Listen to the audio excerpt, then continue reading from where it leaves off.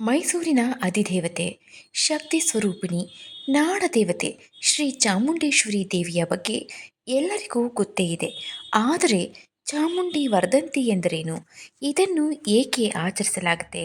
ಇದರ ಹಿಂದೆ ಇರುವ ಇತಿಹಾಸವೇನು ಎಂಬುದು ಅನೇಕರಿಗೆ ತಿಳಿದಿಲ್ಲ. ಸ್ನೇಹಿತರೆ, ಹಾಗಾದರೆ ಇಂದಿನ ವಿಡಿಯೋದಲ್ಲಿ ಚಾಮುಂಡಿ ವರ್ಧಂತಿ ಮಹತ್ವ, ಅದರ ಹಿನ್ನೆಲೆ, ಈ ದಿನ ನಡೆಯುವ ವಿಶೇಷ ಆಚರಣೆಗಳ ಬಗ್ಗೆ ತಿಳ್ಕೊಳ್ಳೋಣ. ನಮಸ್ಕಾರ, ಎಲ್ಲರಿಗೂ ಮಾನು ಮನೋಜ್ ಕನ್ನಡ ಯೂಟ್ಯೂಬ್ ಚಾನಲ್ಗೆ ಸ್ವಾಗತ.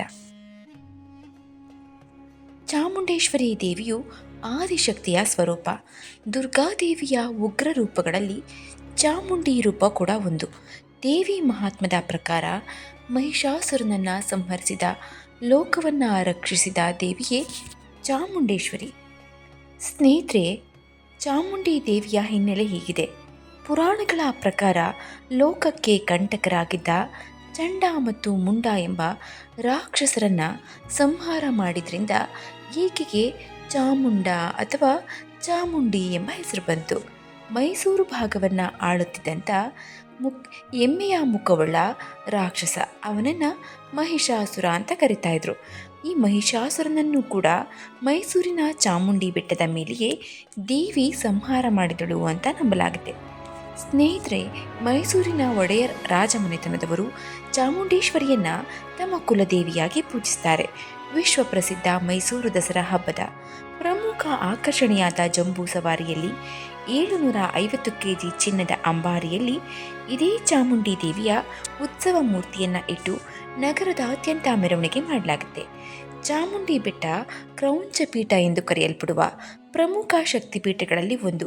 ಸತಿದೇವಿಯ ಕೂದಲು ಬಿದ್ದ ಪವಿತ್ರ ಸ್ಥಳ ಇದು ಎನ್ನುವುದು ಕೂಡ ನಂಬಿಕೆ ಇದೆ.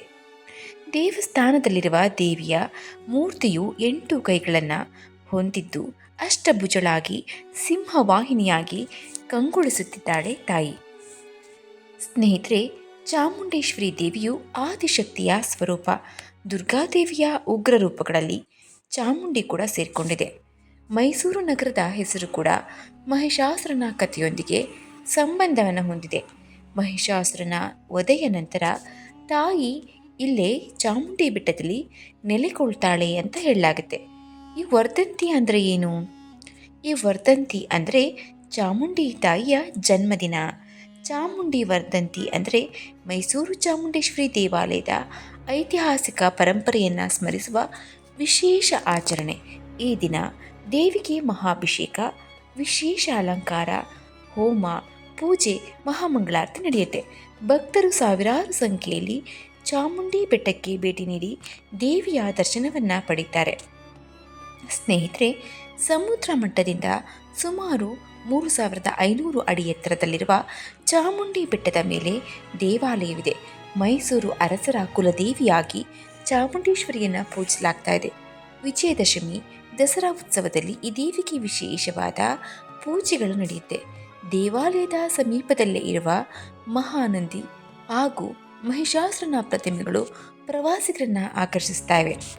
ಸ್ನೇಹಿತರೆ, ಚಾಮುಂಡಿ ವರ್ಧಂತಿ ಎಂದು ಮಾಡುವಂತಹ ವಿಶೇಷ ಪೂಜೆಗಳು ಕುಂಕುಮಾರ್ಚನೆ, ನಿಂಬೆಹಣ್ಣಿನ ದೀಪ, ದುರ್ಗಾ ಸಪ್ತಶತಿ ಪಾರಾಯಣ, ಅನ್ನದಾನ ಮತ್ತು ದಾನ ಧರ್ಮ ಮಾಡೋದು. ಕುಟುಂಬದ ಕ್ಷೇಮಕ್ಕಾಗಿ ದೇವಿಯ ಆಶೀರ್ವಾದವನ್ನು ಪಡೆದುಕೊಳ್ಳಿ. ಚಾಮುಂಡೇಶ್ವರಿ ದೇವಿ ನಮಗೆ ಒಂದು ಮಹತ್ವದ ಸಂದೇಶವನ್ನು ನೀಡ್ತಾಳೆ. ಅಹಂಕಾರ ಎಷ್ಟೇ ದೊಡ್ಡದಾಗಿದ್ರೂ ಧರ್ಮದ ಮುಂದೆ ಸೋಲ್ಬೇಕು. ಸತ್ಯ, ಭಕ್ತಿ, ಧೈರ್ಯ ಯಾವಾಗಲೂ ವಿಜಯಶಾಲಿಯಾಗಿರುತ್ತೆ. ಸ್ನೇಹಿತರೆ, ಚಾಮುಂಡೇಶ್ವರಿಯ ಜನ್ಮ ಮಹೋತ್ಸವವನ್ನು ಚಾಮುಂಡಿ ವರ್ಧಂತಿ ಅಂತ ಆಚರಿಸ್ತೀವಿ.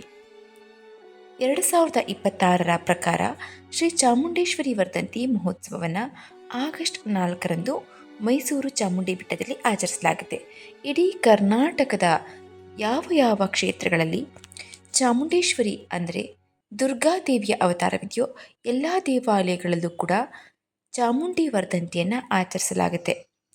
ಆಷಾಢ ಶುಕ್ರವಾರಗಳ ಆಚರಣೆಯ ಜೊತೆ ಈ ಮಹೋತ್ಸವ ನಡೆಯಲಿದ್ದು ವಿಶೇಷ ಪೂಜೆ, ಅಭಿಷೇಕ, ಅಲಂಕಾರ, ಪಲ್ಲಕ್ಕಿ ಉತ್ಸವ, ಸಾವಿರಾರು ಭಕ್ತರ ದರ್ಶನದ ವ್ಯವಸ್ಥೆ ಕೂಡ ದೇವಿಯನ್ನು ನೋಡಲು ಮಾಡಲಾಗಿರುತ್ತೆ.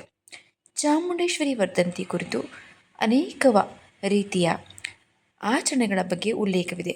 ಸ್ನೇಹಿತರೆ, ದೇವಿಯ ಆರಾಧನೆ ನಮ್ಮ ಭಕ್ತಿಗೆ ಬಿಟ್ಟದ್ದು. ಚಾಮುಂಡಿ ವರ್ಧಂತಿ ಎಂಬ ಒಂದು ಮಹೋತ್ಸವವನ್ನು ಭಕ್ತಿಯಿಂದ ನಿಷ್ಕಲ್ಮಶವಾಗಿ ಆಚರಿಸಿದ್ರೆ ಖಂಡಿತ ತಾಯಿಗೆ ಮುಟ್ಟುತ್ತೆ. ಚಾಮುಂಡಿ ವರ್ಧಂತಿಯ ಬಗ್ಗೆ ನಿಮಗೆ ಮಾಹಿತಿ ಇಷ್ಟವಾಗಿದ್ದರೆ ವಿಡಿಯೋವನ್ನು ಲೈಕ್ ಮಾಡಿ, ಶೇರ್ ಮಾಡಿ. ಇಂತಹ ದೇವಾಲಯಗಳ ಇತಿಹಾಸ, ಪುರಾಣ ಕಥೆಗಳು, ಆಧ್ಯಾತ್ಮಿಕ ಮಾಹಿತಿಗಾಗಿ ನಮ್ಮ ಚಾನಲನ್ನು ಸಬ್ಸ್ಕ್ರೈಬ್ ಮಾಡ್ಕೊಳ್ಳಿ. ಮುಂದಿನ ವಿಡಿಯೋದಲ್ಲಿ ಸಿಗೋಣ. ಧನ್ಯವಾದ.